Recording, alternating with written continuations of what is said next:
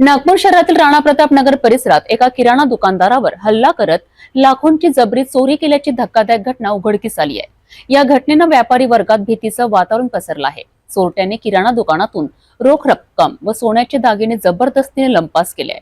बघूया प्रतिनिधी विशाल बांबडकर यांचा सविस्तर रिपोर्ट। सोमवार 7 एप्रिल रोजी दुपारी 3:30 ते 4च्या सुमारास नागपूरच्या राणा प्रताप नगर पोलीस स्टेशन हद्दीतील श्रीकृपा किराणा दुकानाशी एक धक्कादायक घटना घडली। दुकानदार श्रीराम उमरकर हे दुकानात असताना एका तरुणाने अंदाजे 18 ते 25 वयोगटातील काळपट निळसर शर्ट आणि शेंद्री दुपट्टा बांधलेला असावा। किराणा घेण्याच्या बहाण्याने दुकानात प्रवेश केला। काही वेळाने तोच इसम दुकानात शिरून थेट गल्ल्यावर धाड मारून सोन्याचे दागिने व रोख रक्कम असा 3,39,500 रुपयांचा मुद्देमाल जबरीने चोरून पळून गेला।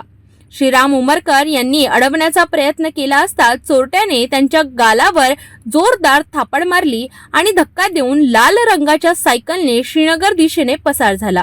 तांत्रिक तपास आणि गुप्त बातमीदाराच्या माहितीवरून पोलिसांनी सागर नरेंद्र तिवारी वय वर्ष 20 राहणार प्रभूनगर जैताळा याला अटक केली। त्याच्याकडून चोरीस गेलेले सोन्याचे दागिने, रोख रक्कम आणि वापरलेली सायकल असा एकूण 3,35,940 रुपयांचा मुद्देमाल जप्त करण्यात आला आहे। ही कारवाई पोलीस आयुक्त व वरिष्ठ अधिकाऱ्यांच्या मार्गदर्शनाखाली राणा प्रताप नगर पोलिसांनी केली। एका साध्या किराणा दुकानात झालेली ही जबरी चोरी आता नागपूरच्या गुन्हेगारी इतिहासात एक नवा धक्का ठरली आहे। आरोपी ताब्यात आला असला तरी अशा घटना रोखण्यासाठी पोलिसांनी सतर्कतेने काम करण्याची गरज आहे।